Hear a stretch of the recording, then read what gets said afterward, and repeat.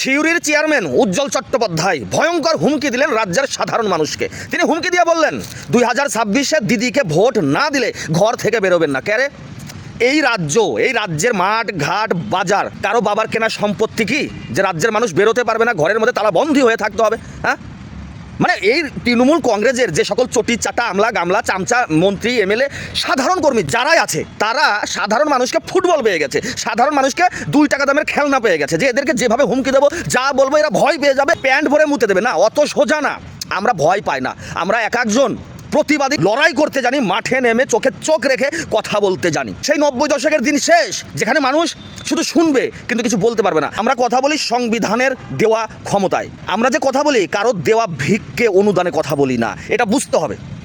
আমরা আজ গণতন্ত্রের যে পাওয়ার, সেই পাওয়ারে আমরা 26-এ পরিবর্তন করব, পরিবর্তন করে দেখাবো আমরা রাজ্যের মানুষ।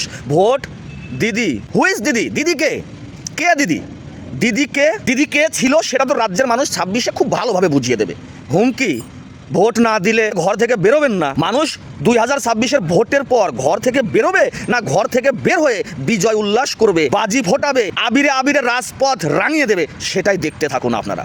তৃণমূল কংগ্রেস, দিন শেষ তোমাদের। বন্ধুরা, ভিডিওটা শেয়ার করুন, ভিডিওটা শেয়ার করে সকলের কাছে এই বার্তা অবশ্যই আপনি পৌঁছিয়ে দিন, কারণ দায়িত্ব আপনার, আমাদের সবাইকে একত্রিত করার। আপনার কি মতামতটা অবশ্যই কমেন্ট করে কিন্তু জানাবেন, জানাতে ভুলবেন না। নমস্কার।